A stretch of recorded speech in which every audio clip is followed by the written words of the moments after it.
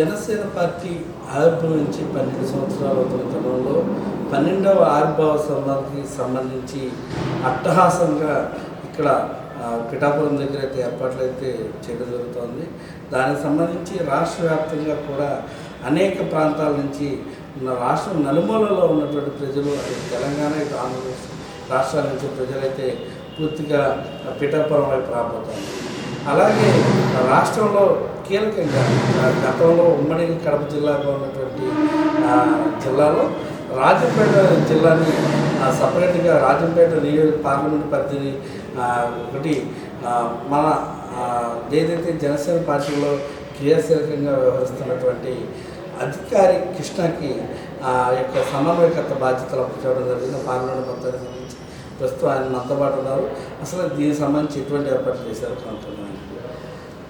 కృష్ణ గారు నమస్కారం. నమస్కారం అండి. ఫస్ట్ ఆఫ్ ఆల్ అసలు మీకు రాజంపేట నియోజకవర్గానికి సంబంధించి ఏదైతే బాధ్యతలు చెప్పారో ఏ విధంగా తీసుకున్నారు? సో 99 టీవీ యజమాన్యానికి మా సాంబశివరావు గారికి జరిగిన ధన్యవాదాలు. ఈరోజు అంటే మేము జనసేన పార్టీ పుట్టి ఇప్పటికి 12 సంవత్సరాలు, అంటే రేపటికి 11 ఆవిర్భావ సభలు చాలా కష్టంతో చేసుకున్నాం. అంటే ఎంత కష్టం అంటే నిజంగా మా కార్యకర్తలు కానీ, మా జన సైనికులు కానీ, వీరమహిళలు కానీ, మా లీడర్స్ని కానీ, మా అధ్యక్షులు కూడా దుర్భాషలు ఆడినారు, ఎన్నెన్నో తిట్టినారు, ఎన్నెన్నో చేశారు, ఎన్నెన్ని ఇబ్బందులు పెట్టారు, కేసులు పెట్టారు, అరెస్టులు చేశారు, చాలా సమస్యలు పెట్టారు. ఆ సమస్యలన్నీ మేము అధిగమించి ఈరోజు ఈ 12వ ఆవిర్భావ సభకు మేమంటే ఏందని ప్రపంచం తెలిసేలాగా మా అధ్యక్షుడు, మా జనాలు, మా ప్రజలు ఓట్లు వేసి అధ్యక్షుడు అంటే ఏందని నిరూపించినారు. ఈరోజు ప్రపంచమే చూస్తుంది మా అధ్యక్షుడు. ఎందుకంటే 100% స్ట్రైక్ రేట్తో గెలిచడం అని ఎంతో ప్రపంచ చరిత్రలో ఎవరు చూడలేదు. ఎందుకంటే 21 ఎమ్మెల్యేలు కంటెస్ట్ చేస్తే 21 ఎమ్మెల్యేలు 2 ఎంపీలు కంటెస్ట్ చేస్తే 2 ఎంపీలు గెలిచి అది కూడా అత్యధిక మెజార్టీతో గెలిపించినారు.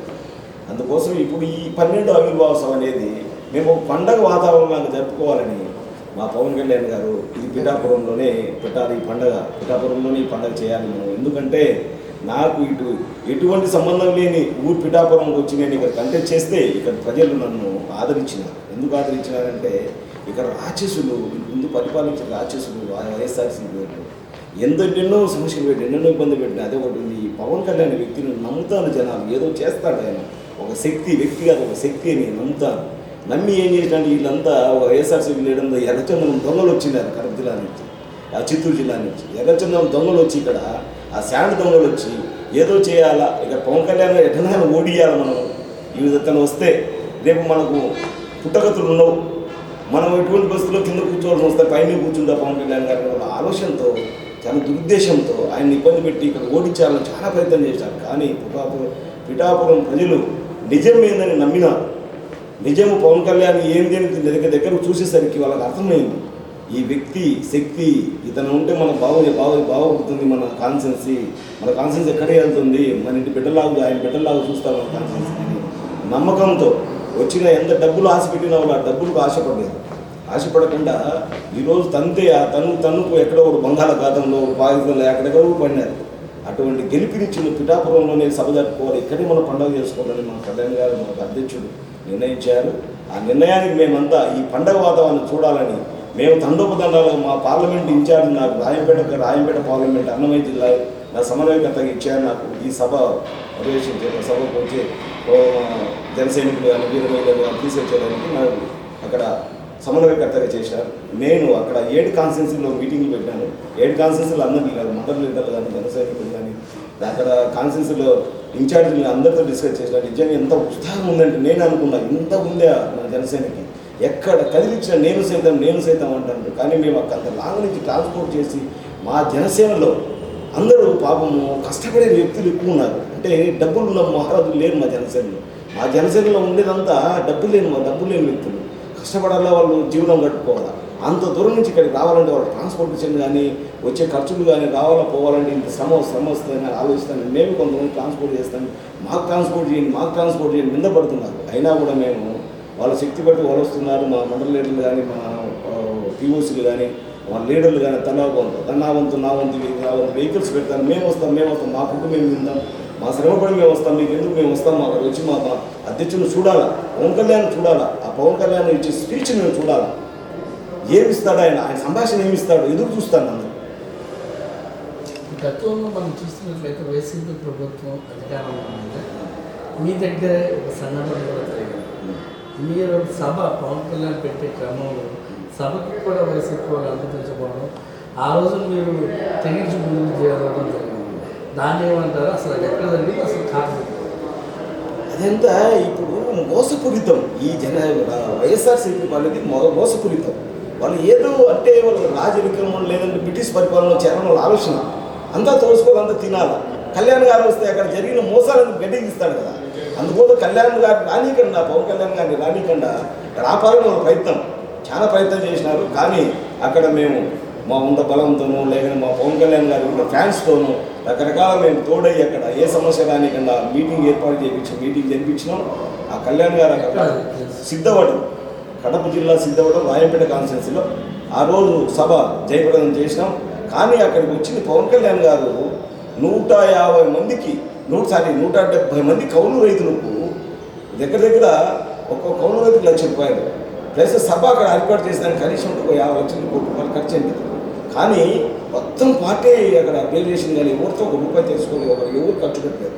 మేము కూడా ఇది చేసినాం, కానీ అక్కడ అరేంజ్మెంట్స్ మంచి చెడ్డ వాళ్ళు అకామిడేషన్ చూసాం. కానీ ఎక్కడే కానీ అంత సొంత డబ్బుతో, ఆయన సొంత డబ్బుతో అంత డబ్బులు ఇస్తానని మాకే నిజంగా ఏంది ఇంత ఖర్చు పెడుతున్నాడు, ఎక్కడి నుంచి వస్తాడు ఏమిటి అని ఆలోచిస్తే నిజంగా అటువంటి వ్యక్తి నాకు ఆ రోజు నుంచి నేను నాకు ఒక భ్రమలో పడిపోయిన పవన్ కళ్యాణ్ గారు అనే వ్యక్తి ఉంటే మన స్టేట్ బాగుంటుంది. పవన్ కళ్యాణ్ దగ్గర కూర్చొని చూస్తాను, దగ్గర 2 అవర్స్ ఆయన పక్కన కూర్చొని చూస్తాను.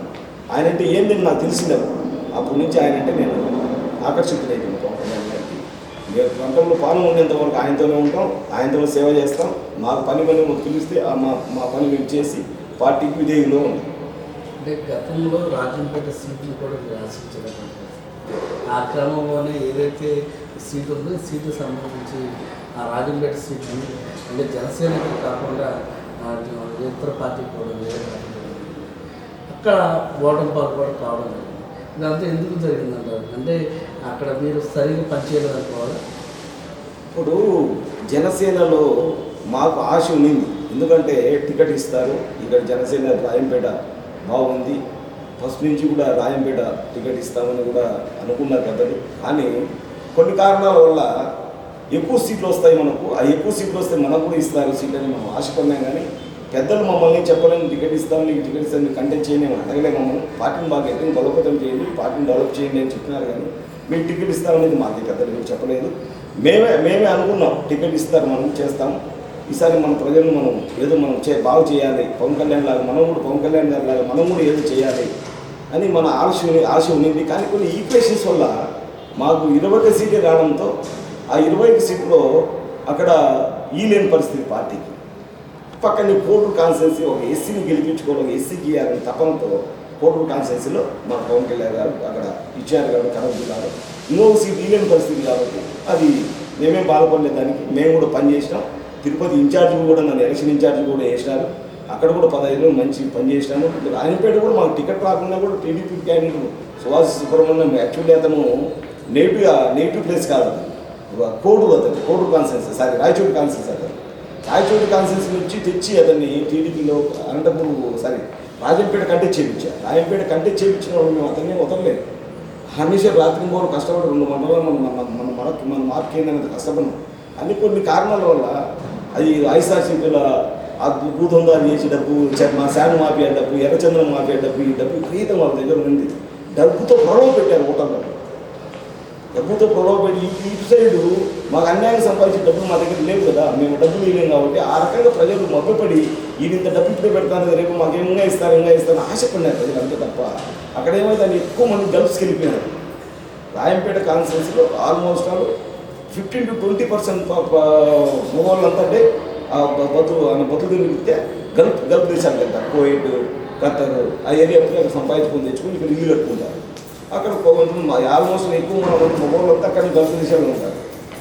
అక్కడ ఏమైందంటే డబ్బు ఆశ కల్పించారు, డబ్బు ఆశ కల్పించడంతో అక్కడ వైఎస్ఆర్సీపీ గెలిచింది. అంతే తప్ప మా పార్టీలో కానీ నోరు కానీ ఎవరి లోపం లేదు. ఆ డబ్బు అనేది పనిచేసింది వైఎస్ఆర్సీ.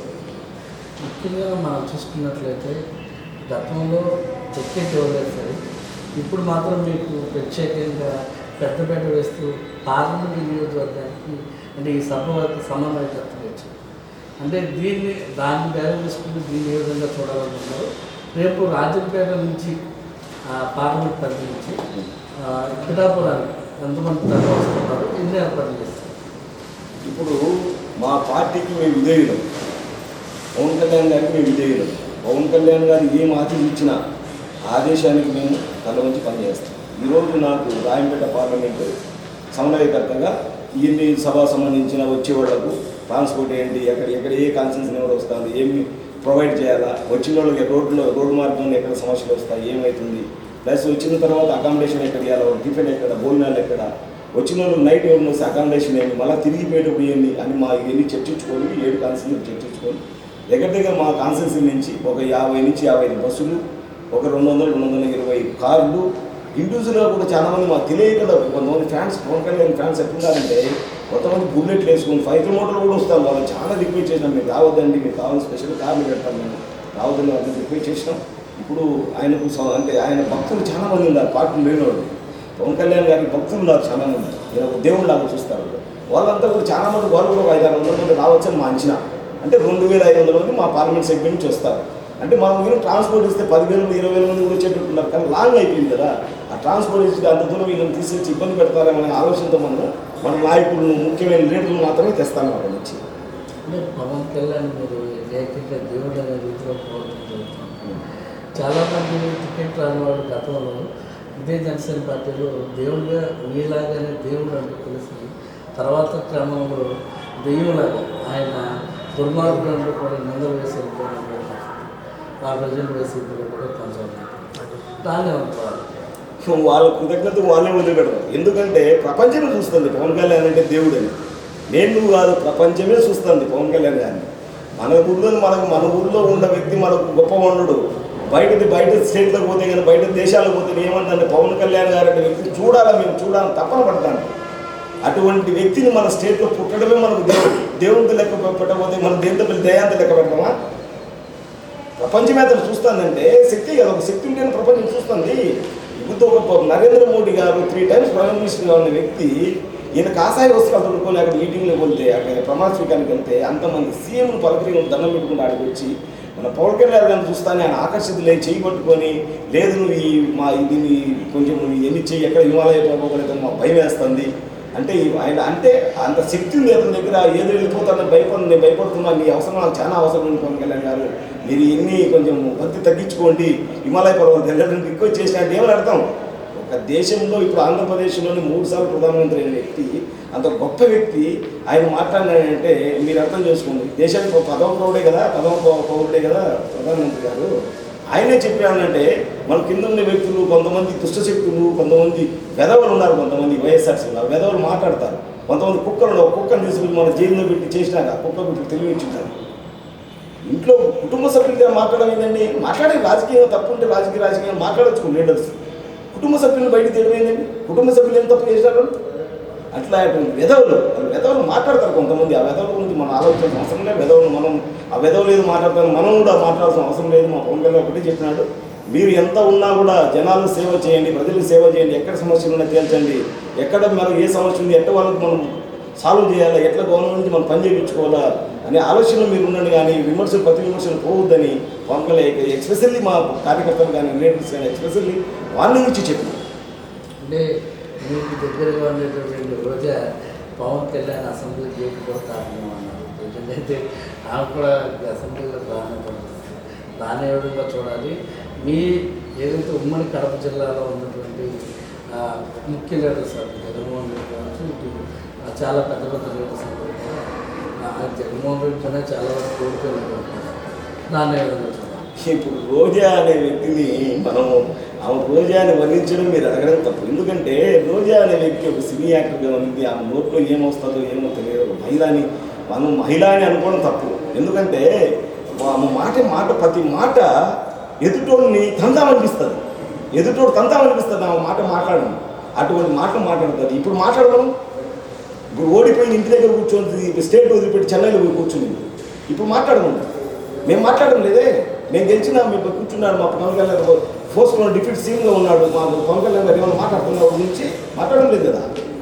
అది అందుకోసం మా కళ్యాణ్ గారు ఏమంటారంటే మా పవన్ కళ్యాణ్ గారు విమర్శలు వద్దు, ప్రతి విమర్శలు కూడా వద్దు, వాళ్ళ పాపను వాళ్ళే పోతారు, వాళ్ళు ఎవరు తెలుసుకుంటారు అని కళ్యాణ్ గారు ఎవరు విమర్శిద్దో చెప్తారు. అందుకోసం మేము కూడా విమర్శ తెచ్చుకోలేము. అంటే చూస్తాను ప్రజెంట్ ఏదైతే ప్రతిపక్ష హోదా కావాలని జగన్మోహన్ రెడ్డి చెప్తాను, పవన్ కళ్యాణ్ గారు జర్మనీ వెళ్ళిపోమని చెప్తాను. ఏంటి ఈ రెండింటి మధ్యన అసలు ఇక్కడ ప్రతిపక్ష హోదా ఏంటి, ఇక్కడ జర్మనీ వెళ్ళమంటాం ఏంటి, ఈ నియోజకంలో చూడాలంటారు. ఇప్పుడు ఈయన జగన్మోహన్ రెడ్డి గారు సీఎంగా 5 సంవత్సరాలు ఉన్నారు. ప్రజలు ఏం చేసినారు? మంచి చేసింటే ప్రజలు మళ్ళీ ఆయన సీట్లు పట్టుకుంటారు కదా. ప్రజలు ఇప్పుడు ఇంత 170 సీట్లు 170 సీట్లు మాకు వస్తాయని పగలబాటు పలికినాడు. ఇప్పుడు 11 సీట్లుగా పడిపోయాయంటే 11 సీట్లు కూడా డబ్బు ప్రలోభ పెట్టి గెలిచినట్టు. ఇప్పుడు ఎగ్జాంపుల్ నేను రాయపేట చూశాను, కేవలం డబ్బు ప్రలోభ పెట్టినారు. ఎర్రచందనం డబ్బు, శాండ్ డబ్బు, భూ కబ్జాలు చేసిన డబ్బు. ఇదే మా ఎమ్మెల్యే రాయపేట ఎమ్మెల్యే ఇప్పుడు 100 ఎకరాల ల్యాండ్ భూకు అది చేసినట్టు కలెక్టర్ గారు మా జాయింట్ కలెక్టర్ గారు నిందబడి పవన్ కొడతారు అంత మొత్తం అది కబ్జా చేసిన భూములని. అటు సంపాదించిన డబ్బులు ప్రలోభ పెట్టినారు. అయ్యో లేకపోతే 11 సీట్లు కూడా రావాలి. ఆయన అనుకుంటాను నేనేదో భ్రమలో ఉన్నాను సీఎం అని. భ్రమలో ఉండబట్టి ఏం జరుగుతుందంటే కానీ సీఎం మా పవన్ కళ్యాణ్ గారు ఎన్నోసార్లు షూటింగ్ కోసం అది ప్రపంచం అంతా తిరిగి ఉంటాడు. ఈయనేదో దాచిపెట్టుకునేదికి అంటే సంపాదించిన దాచిపెట్టుకునే దాన్ని పోతాడు. కానీ ఉన్నప్పుడు కంటిన్యూ మన సీఎం గారు ఈయన ఎక్స్ సీఎం గారు జగన్మోహన్ రెడ్డి గారు మా పవన్ కళ్యాణ్ గారు ప్రపంచం అంతా తిరిగి ఉంటాడు సినిమా షూటింగ్ కోసం. ఆయన పోతాడు. ఇది చెప్పేది ఏముంది? అన్ని దేశాలు తిరిగి వస్తా అంటాడు. ఈ కుక్కర్ మోగితే ఆయన పోతాడా? ఆయన పని బట్టి పోతాడు వస్తా అంటాడు. ఇప్పుడు ఎవరు జర్మనీ పంపించారు, ఎవరు పాకిస్తాన్ పంపించి తిరుగుతాను కదా. జనాలు ఎవరు పంపించారు? జర్మనీ ఎవరు పాకిస్తాన్ పంపించారు? ప్రజలు ఏం దాన్ని కంటే కన్నడానికి యానకు ముడుచుకునేది ఎవరు కూర్చొని వీళ్ళంతా. మొత్తం ఏదైతే ఉందో జనసేన పార్టీకి సంబంధించి ప్రస్తుతం గెలిచిన తర్వాత పరిస్థితి ఏదైనా రానున్నటువంటి రోజుల్లో కష్టపడ్డ వారికి జనసేనలో ఆదరణ లభిస్తుందంటారా, లేక ఆ జనసేన పార్టీని ఆ కష్టపడే వారికి గుర్తింపు లభించదంటారా? ఖచ్చితంగా ఫలితం ఉంటుంది. పవన్ కళ్యాణ్ గారు నమ్ముకునే వ్యక్తులు ఎప్పటికీ కష్టపడే వ్యక్తికి ఎప్పుడు గుర్తింపు ఉంటుంది. ఎటువంటి పరిస్థితులు అందరినీ సమన్వయం చేస్తాడు. కానీ కొత్తగా మనం ప్రభుత్వంలోకి వచ్చినాం, కొత్తగా కొన్ని శాఖలు తీసుకున్నారు పవన్ కళ్యాణ్ గారు. అవగాహన కోసం కొంచెం టైం తీసుకున్నాడు. చెప్పను ఫస్ట్ స్టార్టింగ్లో చెప్పినాడు నాకు కొన్ని ఈ శాఖలను తీసుకున్నాను అవగాహన లేదు. అవగాహన వచ్చిన తర్వాత పార్టీని ఏం చేయాలి, కష్టపడిన ఏం చేయాలనేది అన్నీ చేస్తానని ఆయన ఒప్పుకున్నాడు. కానీ ఒక వ్యక్తి ఎక్కడో మారుమూల ప్రాంతంలో ఒక వ్యక్తి ఎంపీడీఓని దుర్భాషలాడే ఒక రెడ్డి వైఎస్ఆర్సీపీ వ్యక్తి ఆ దుర్భాషలాడి తిట్టి కొడితే మాకు తెలియదు. కడప జిల్లాలో ఉన్నాం మేము, కడప జిల్లాలో ఉన్నాం, మాకు తెలియదు అక్కడ జరిగిన ఇష్యూ. ఎట్టదేడు అప్పుడప్పుడు తెలుసుకొని రాత్రి ఫోన్ వచ్చింది, పవన్ కళ్యాణ్ గారు వస్తున్నారు కడపకు, మీకు తెలియదా అని ఒక ఆఫీసర్ ఫోన్ చేసి అడిగినారు ఫోటో కారణం. సార్ మాకు తెలియదు అని మా ఆఫీస్ ఫోన్ చేసి అనుకుంటాను. మా ఆఫీస్ ఫోన్ చేసి మా ఆఫీసులో కూడా తెలియదు. మళ్ళీ తర్వాత కలెక్టర్ ఆఫీస్ నుంచి సార్ ప్రోగ్రామ్ లిస్ట్ వచ్చింది. అప్పుడు మేము మా కొంతమంది సార్ పిఎల్ కొంత అడిగితే నేను నిజమేంటి ప్రోగ్రామ్ ఉంది మార్నింగ్ సార్ వస్తాను. అటువంటి వ్యక్తి ఒక ఎంపీడీఓని దుర్వాసులాడితే ఆయన ఉండే కంపెనీ ఆయన శాఖలో ఉండే వ్యక్తిని ఒక ఎంపీడీఓని కొడుతాని పరిగెత్తుకుంటా రాయచూటి మారుమూల ప్రాంతమైన అక్కడికి వచ్చానంటే అక్కడికి వచ్చాయండి ఏమని అర్థం? ఎందుకు రాజకీయంలో వాళ్ళకి సంబంధించిన భక్తులు మేమంతా భక్తులం, జన సైనికులు ఉంటే ఆయన భక్తులం, ఎందుకు వదిలిపెట్టుకుంటాడు మమ్మల్ని? మా కస్టమర్స్ ఎందుకు నిద్రపోతాడు అంటే ఉదాహరణనే. ఇంకొకటి పంచాయతీ 3000 చిల్లర పంచాయతీలు ఉండే మన స్టేట్లో ఒక కోడూరు పంచాయతీ అంటే ఆయనకు అక్కడ ఒక మహిళ గెలిచింది పంచాయతీ ప్రెసిడెంట్గా. ఎన్ని వదిలిపెట్టుకొని ఆడికి వచ్చి ఆ పంచాయతీలోకి వచ్చి ఆ పంచాయతీ 3600 చిల్లర సంథింగ్ పంచాయతీ పండుగ జరుపుకుంటాను తెలిసింది. అదే కడప జిల్లాలో వరమూరు ప్రాంతంలో ఒక మహిళ పంచాయతీ ప్రెసిడెంట్ అయింది నా కోసం కడప జిల్లాలోని. అక్కడికి వచ్చి నీకు ఏం కావాలమ్మా, ఏం చేయాలి ఈ ఊరికని అప్పుడప్పుడు 3.5 కోట్ల రూపాయలు శాంక్షన్ చేసి ఆ ఊరంతా పచ్చగా ఈ రోజు వస్తే ఆ ఊళ్ళో నిజంగా ఎక్కడో మన ఫారిన్ కంట్రీలో ఉండే లాగుంది ఆ ఊరు. అక్కడ పిల్లలు నాకు గ్రౌండ్ లేదంటే ఆయన సొంత డబ్బుతో 70 లక్షల రూపాయలు లెక్క కట్టి సొంత డబ్బుతో ఒక ఎకరా ల్యాండ్ కొనిచ్చినాడు. ఎవరున్నారు ఇప్పుడు ఈ మారి చేసే ప్రభుత్వంలో? ఎవరు ఇంతవరకు మీరు చూసినారా ఆ నాయకుడిని? నేనే చూడలే 30 ఏళ్ళ రాజకీయ చరిత్రలో, మాకు 30 ఏళ్ళ రాజకీయ చరిత్రలో అటువంటి నాయకులు ఇంతవరకు నేను చూడలే. సొంత డబ్బు పెట్టి ఇప్పుడు కూడా డిప్యూటీ సీఎంగా ఉన్నాడు, దగ్గర 9 నెలలు అయింది డిప్యూటీ సీఎం అని. ఇంతవరకు సొంత డబ్బు పెడతాను పబ్లిక్ జనాల కంటే కన్నా కొన్ని సమస్యలు వచ్చినప్పుడు మీరు అర్థం చేసుకోవాలి. మొన్న వరదలు వచ్చినప్పుడు కానీ ఏదైనా కానీ ఆయన సొంత డబ్బు చెప్తాను, కానీ ఇప్పుడు శాఖాపరంగా పోతాంటే ఇప్పుడు పంచాయతీ ఎంత డెవలప్ అయింది, ఎప్పుడో ఇంత ఫండ్స్ ఒకటేసారి శాఖలు ఇన్ని సిమెంట్ రోడ్లు ఎక్కడైనా చేసినారా అంటే ఆయన డిపార్ట్మెంట్ అవగాహన పెంచుకునేదానికి కొన్ని రోజులు మమ్మల్ని దూరంగా పెట్టచ్చు కానీ కార్యకర్తలు కానీ లీడర్లు కానీ అవగాహన వచ్చిన తర్వాత నేనే పిలుస్తా, అందరినీ చూస్తా, మన కష్టపడిన వ్యక్తులందరినీ ఏం చేయాలో, ఎక్కడెక్కడ యూనిట్ సెట్ చేయాలో అన్నీ చేస్తానన్నట్టు. అదే ఈరోజు 14వ తేదీ ఆవిర్భావ దినోత్సవానికి పవన్ కళ్యాణ్ గారు మా అధ్యక్షుడు ఆ వాయిస్ గానే తహతహలాడతారు అందరూ. ఇప్పటికే దగ్గర నాకు తెలిసి కాకినాడ, రాజమండ్రి చుట్టుపక్కల ఎక్కడెక్కడ అకామిడేషన్స్ ఉన్నాయో నా అంచనా ప్రకారం ఇప్పటికే నిన్న నైట్కే ఈరోజు మార్నింగ్ కల్లా దగ్గర 1 లక్ష మంది వచ్చినట్టు నాకు నా అంచనా. కొత్తగా మనం చూసుకున్నట్లయితే అధికారంలోకి వచ్చినటువంటి తర్వాత మొట్టమొదటిసారి జరగబోతున్నటువంటి ఆవిర్భావ దినోత్సవాన్ని ఇమీడియట్ అందరూ కూడా ఏ విధంగా చేయబోతున్నారు, సుమారు జనసంఘం ఎంతమంది రాబోతున్నారు, దానికి ఏర్పాట్లు ఎలా ఉన్నాయి ఫైనల్? నేను ఈరోజు నిన్న వస్తుందో అంటే ఈ రూట్లో వస్తానంటే నైట్ ఉత్సాహం చూసిన యాక్చువల్లీ ఎక్కడ సభ జరిగే చుట్టూ సరౌండింగ్లో ఫ్లెక్సీలు కడతారు, అక్కడ ఏదో పండగ వాతావరణం కనపడతారు.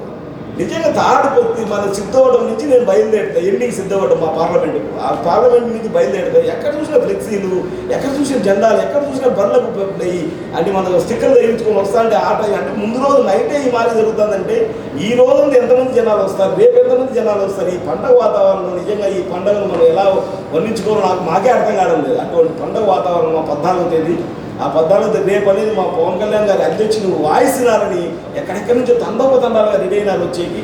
నిజంగా ఎక్కడైనా రూమ్ దొరకడంలో మాకు ఇక్కడ ఉండేది, మా స్టేజ్ చేసిన వాళ్ళకి ఇప్పుడే దొరకడం లేదు. రేపు పరిస్థితి ఈ రోజు నైట్ పరిస్థితి ఏంటి అర్థం కాలేదు అనేది.